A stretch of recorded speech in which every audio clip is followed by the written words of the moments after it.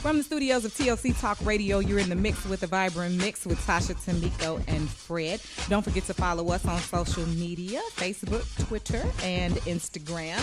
And don't forget to catch past shows at avibrantmix.com. And Tuesday evenings at 10 p.m., catch us on the Vibe In radio station, vibe-in.com. What's up, co-host? What's going on? How you doing? Man, it is Friday. I'm excited that it's Friday.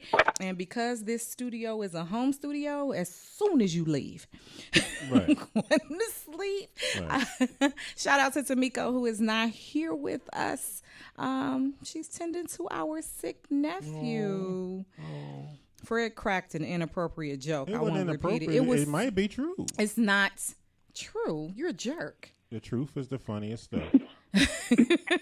We have a great show lined up for you today. On the line, we have Amy Kelley, the CEO of Take Your Place. And we'll talk about what she's here to contribute. But before we do that, I want to talk a little bit about your president, Fred. Mine? Yeah, yours. I have to be the one to claim them? You don't have to do anything, but apparently pay taxes. And let me just stop before I go too far. Yeah. So Good old Agent Orange. So, Agent Orange. So, President Trump made some comments. To me, they're not surprising. Like, I think I'm surprised at people who are surprised. Right. He made some comments about immigrants coming from SHIT whole countries. Why are we accepting immigrants from these countries? And it's like, seriously? Right. With your Haitian American congressperson and the Mm-hmm. okay. And really, I just don't understand why he's been allowed to go this far. Like, this is extreme for anybody. Even people who have a problem with diversity are floored. Yeah. Well, one of the things is usually if a person is acting a certain way and he's the overseer of a group and he's still the head of that group, then usually the group is part of what he thinks too. Like if you have somebody who's in charge and they're saying outlandish stuff like he's saying and everything's not going right, you're going to try your best. Not necessarily, I know him being the president, it's hard to get him out of there, but it's going to be more opposition. Okay. His cronies not even giving him that. I'm just amazed. The people who are still against him are the people who was against him in the first place. You don't think anyone has turned? No. They'll say it on the cuff to make it sound good. Okay. And then right back when policies are start to change, they're going right along with Trump. Back to previous. Because they know they have more common sense to know he said something wrong. Right. But at the same time, I'm still with him. Yeah, because it suits their interest. And again, that's his. I call it his fan base. Okay. Yeah. That's what they think. Because it's a reality show for him. It's not real life. Yes, it's a that's what they reality think. show. And it's not just people in the South. It's people in the North. It's people everywhere. Yeah. It's people in North Dakota. It's people in the Plains. It's people in the city. It's people up the street. Right. It's people at Walmart. But Shout out to it's Walmart. just a shame. Because I'm still going. Oh, yeah, I'm going tomorrow. But, Tonight. milk is on sale. But it's just a shame that the way he is got him to be elected.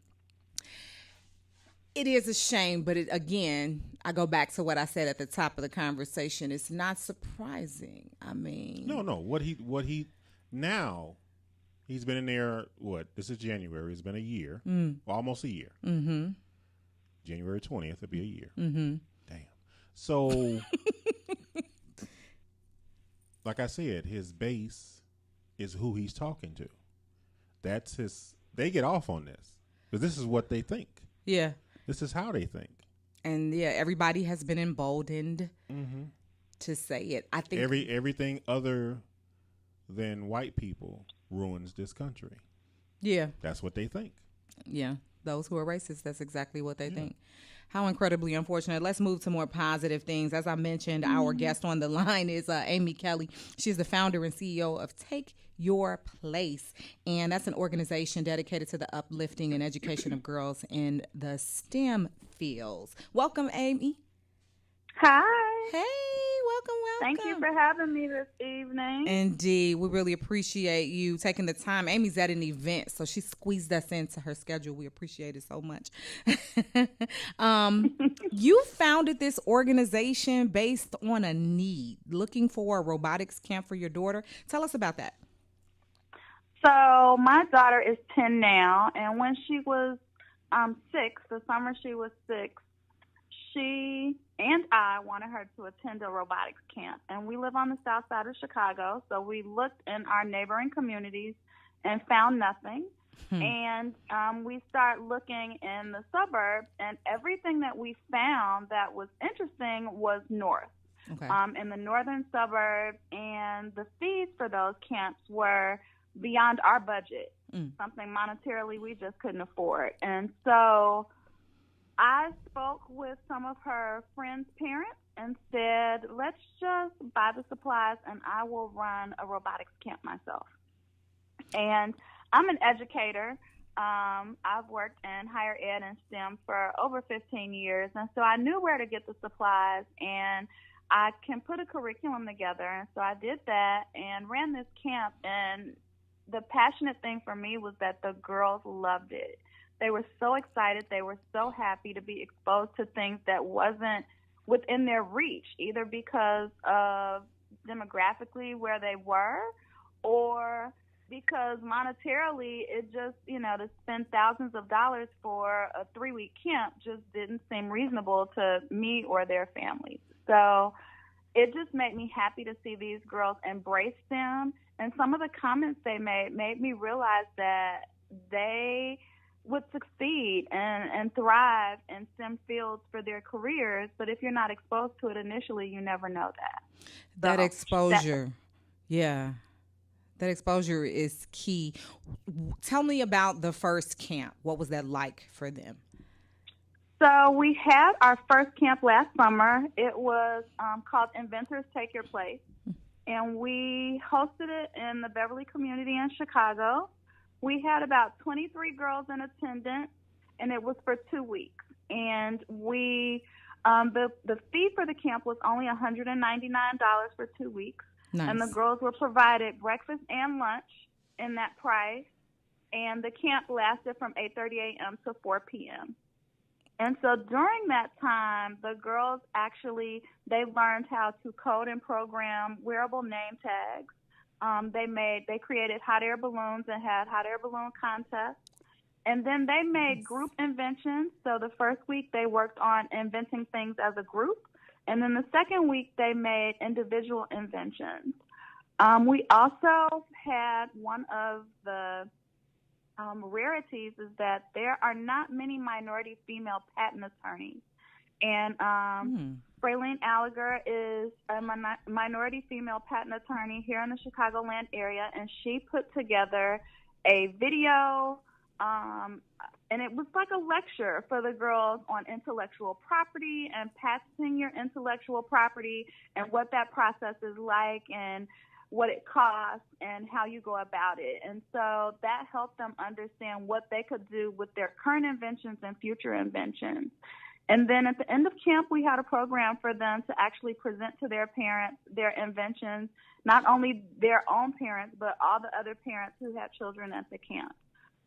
So it was sponsored by Bethany Union Church, and they granted us the space, and it went so well. I really got good relationships with the girls with that. We had lots of high school volunteers, volunteers from various sororities. So it was just a really good summer, and this year we're hoping to expand. That's really exciting. You mentioned the exposure, and a lot of times our students just don't have that. I, too, am an educator. And full disclosure, listeners, Amy is my cousin. So, we are a family of educators. And I remember teaching science. I remember my students not having had a science teacher for the first 10 weeks. So I was pulled from a second grade classroom, self-contained classroom, to teach middle school science to students who not only had not had science for the first quarter, but also didn't have the requisite supplies. So those students who were interested in those fields were probably discouraged. And I had a lot of young ladies who, liked the little things we were able to do with the resources we had and those that I was able to bring in. But that exposure is key. How can we continue to get the word out about what it is you do, particularly for our girls, like you said, on the south side of the city, which are normally girls of color? Spread the word. So we have weekend workshops. Take Your Place offers weekend workshops, and then we offer the summer camp. And so this summer, this fall actually, we took girls to the South Suburban Lab, and they learned about 3D printing and laser printing, and they were actually able to get some experience and exposure with some programs, computer programs that will allow them to create images that can be 3D printed. And so spread the word, let people know that we offer scholarships. I think last summer we probably offered about 35% of our attendees either received full scholarships or partial scholarships. Nice. And so they were able to attend for free. Because we are a nonprofit organization, we're always fundraising. We're actually hosting our first annual fundraiser this Sunday on 30th and Wabash. You know what, Amy, you're breaking up. I'm sorry. So tell us about your fundraiser. Can you hear me now? Yes. Okay. We're having a fundraiser Sunday, January 14th. It's going to be at 3850 South Wabash at the National Association of Letter Carriers. Nice. And it's going to be from 2 to 6 p.m. And so it's going to be just food and fun and dancing. We're going to have a silent auction, but the proceeds from ticket sales will go to help us provide scholarships for camp as well as to expand the technology that we use at camp this summer. Excellent. So that will help us a lot. If people just understand that we're a nonprofit, we're trying to raise money so that we can expand. We want to offer camp this summer at 2 locations and possibly 3. And so for expansion, so we can reach more girls, we are trying to raise those funds. Excellent. Why are the STEM and STEAM areas so important for young girls? STEM and STEAM are so important for young girls. So I teach math. I've taught math for over 15 years. And traditionally, girls do not major in math, but traditionally, girls usually can do better in math if they're just exposed to it. And so STEM and STEAM are important for girls because we're underrepresented in those areas because we're not exposed to it. They're not careers that we traditionally think of. We don't traditionally think of a young lady as being an architect. And so you don't traditionally think of a young woman being an engineer.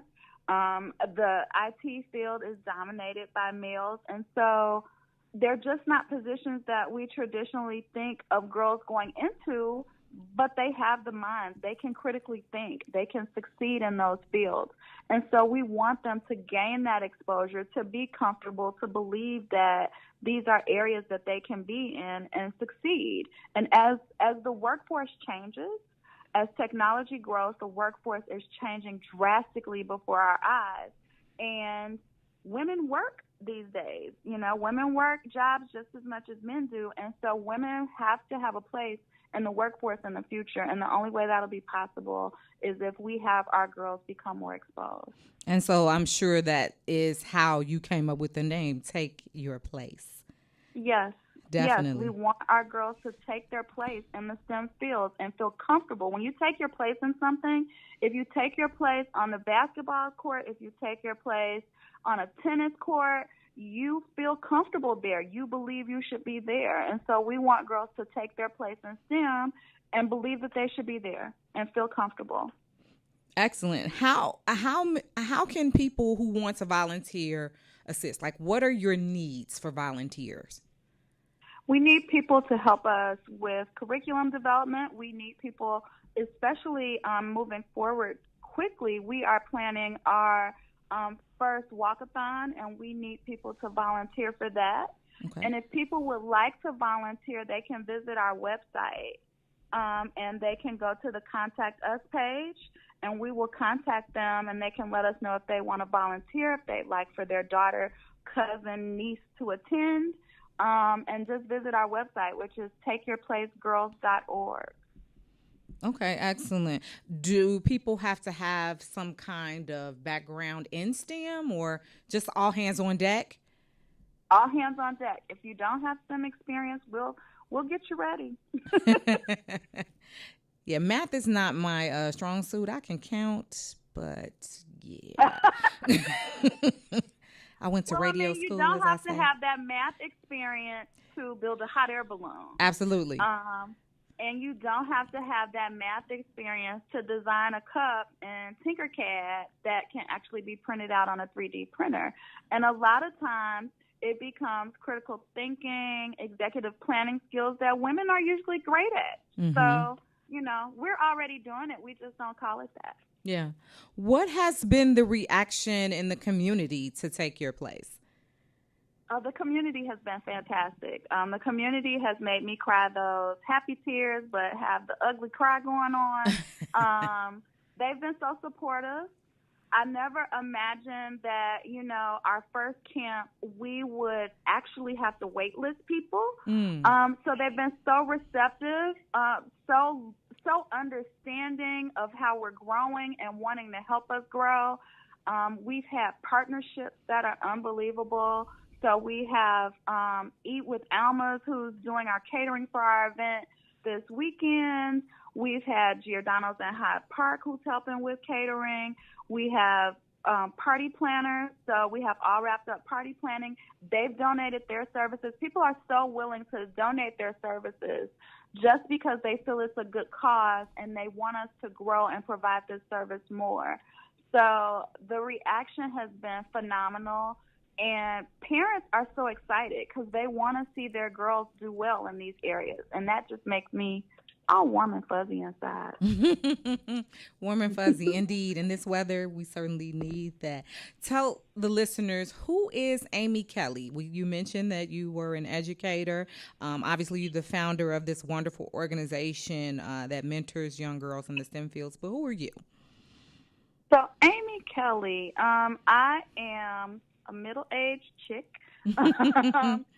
really pursuing my passion. So I've had a few careers. I've done insurance. I've done HR management and training and development, and I have been a math professor for my anniversary is this weekend, so it'll be 16 years this weekend, and I teach math at South Suburban College. Congratulations. I am married. Thank you. I'm married to Tasha's cousin. Yay. And we've been married for a decade. Wow. And we have a little girl. Well, she's not so little anymore, but we have a daughter who's 10. And I love my best cheerleader, and that is my daughter. So she, she just said, go sit in the library. You don't have to watch me play anymore because I want you to go do this interview because I want everybody to know Take Your Place. And so I would say that for me, I am a God-fearing woman first, and I'm a wife and a mother second, and I am all women's cheerleaders. Everybody who's starting their own thing, doing their own thing, I'm their cheerleader. And I'm a big supporter of the African American community. Yeah. I want to see our community grow and flourish because we are brilliant, and people only hate on you when you are brilliant. So I want our youth to realize that and use some of their talent to show the world that, to show our president that. I don't know that he's listening, but we should still show it. I agree with that. I think he doesn't have to listen. You can see with your eyes stuff that you don't ever want to hear. Yeah, you're right. I think you bring up a good point. Sometimes when your actions, your drive will highlight the inaction or lack of drive of someone else. And so rather than start up their own proverbial car, they're mad at you. They're mad at you. Yeah, and so I do. I think that for me, I've lived in Chicago all my life, except for a couple of years. I lived in Ohio, but I've watched communities change in Chicago, and I've watched our youth change drastically, and some of their desires seem very different. But it doesn't take away their intellect and their power. Yeah. And so I just think if we as their elders go back out into the community and guide them differently and guide them to see the world differently and see that, while reality shows are great, reality shows are very different from reality. Yeah, they're shows. Yeah, they're shows. They're still television shows, and get them to see that life isn't a reality show and you are the pilot of your plane. And you're the driving force of your destiny, and you make a plan, and you fall down, and you get back up, and you fall down, and you get back up. But at the end, you keep moving forward. And so, for me, if anybody asks who am I, I'm the person who wants everybody to have that message and live for it. Excellent. Amy Kelley of Take Your Place. Tell us one more time what your website is. Our website is takeyourplacegirls with an S. .org. Okay. So we really appreciate you being a part of the show today. And before we wrap the show, we always end with a question of the day.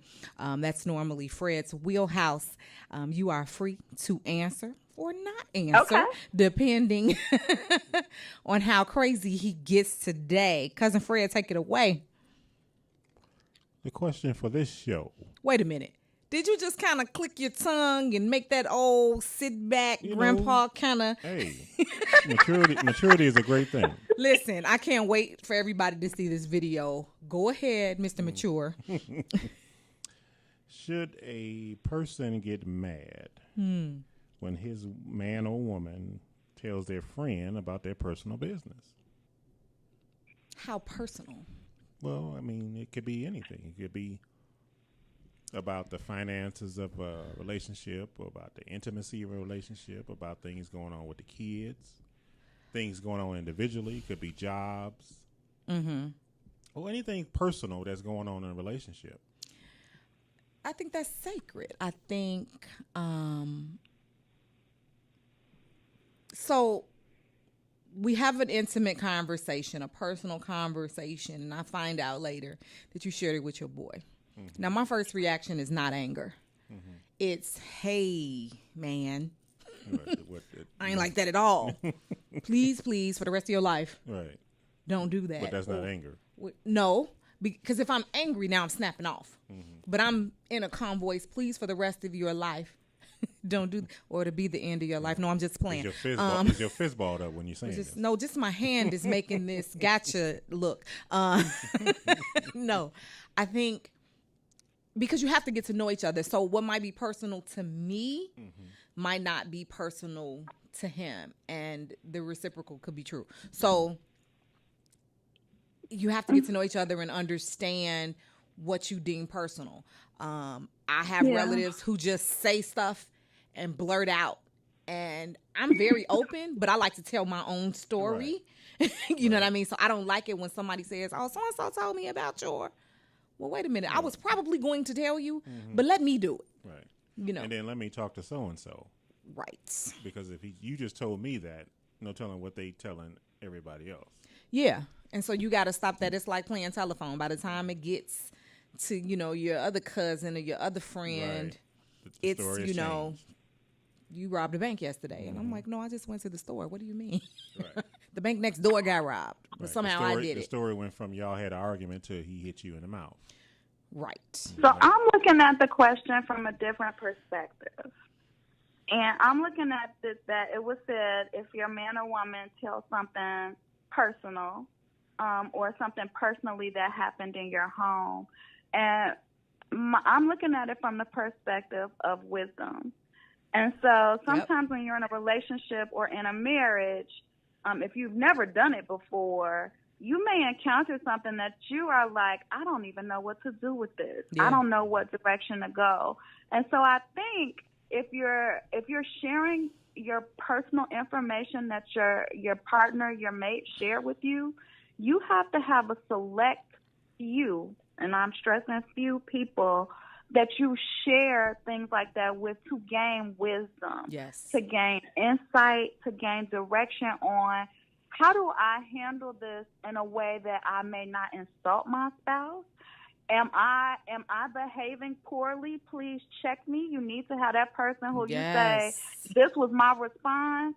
If I was wrong, check me. And they will. So sometimes I think that you do need people to share it with, but it needs to be a select few. And I believe when you choose that select few, they need to be people who will hold that information just as tightly as you would, that you are sharing with them, because you know that they're not going to go out and tell everybody on the corner, but they are that select few who you can go to for guidance, for wisdom, for you can just say, can you pray for me on this, because I don't know what to do with it. Because at times I feel like sometimes in relationships and marriages, people are going through things that are the same things that are stressful, frustrating, and because nobody talks about it, everybody's handling it poorly. Where if you talk to a few people and somebody said, oh, I'm going through that too, you may say, oh, well, maybe this is just kind of the road of marriage, or maybe this is something that, you know, couples that live in the Midwest go through. But then you don't feel so alone. Right. And you're you not don't isolated. You don't feel isolated, like, oh, my gosh, this is the worst situation. Ain't nobody going through this foolishness but me. Then you don't feel like that. So I do think, you know, you don't share everything. Nobody shares everything about their mate or about themselves. But I do think that when you're in a marriage and when you're in a relationship, you need that select few to kind of bounce things off of and just say, you know, check me if I'm wrong and pray for me because I need it. Yeah, I think, and another piece tied into what you're saying is that if you don't choose select few and choose people who are full of wisdom, then you run the risk of the family, you telling the story that happened and you're just venting, but now your family or your girlfriend hates your partner, and then you all work through it. But the next time you come to dinner with your girlfriend for her birthday, she hates him, and it's clear. So you do have to be careful. I think that's the part B to what Amy was saying. I think that was a great question, Fred. We don't have much longer, but what do you think? I think I agree with what she just said. I think part of it, too, is what a communication part of it is. When you talk to the person you're confiding in, you have to talk to your partner, too. Mm-hmm. And your partner should know what you're thinking. Yeah. Now, when you need, like she said, if you need help, if you need guidance, if you need wisdom, then you go to that person that you trust and you know, that's what you know. But your partner should know. And at the same time, in my opinion, your partner should know who that person is. I agree with that completely. They should know who's your girl. You know, like, hey, I was talking to, Yolanda today, and we were talking about what we went through, and we were, talking about what we were going through, and she was giving me good advice. We were talking, and it was good just to vent, because you need to vent. You need to vent, and you love your mate. You with your mate, that's your friend, that's your best friend, right? But you also need to vent, not to say vent with others, but to get things out with other people. But like you said, it's a person that you trust, a person that doesn't judge. Because like you said, you tell your girl, like, this dude be doing this and that and that. And she come back, because she going to come back, because that's your girl. And now there's a strain between your girl and your man, and that's a whole nother. And he may not even understand what happened. Understand what he's like, happening. Well, right. Why is she ice grilling me? So that's a whole nother strain. But, communication is the key to everything. I think that is a great way to end the show. Many, many thanks to you, Amy Kelley of Take Your Place. Yes, sir. You can find them at takeyourplacegirls.org. Don't forget to catch a Vibrant Mix every Tuesday night on the Vibe radio station, vibe-n.com. Don't forget to check us out on all social media. Follow and like us and share our posts, Facebook, Twitter, Instagram, and check out past shows at vibrantmix.com. We will catch you next week.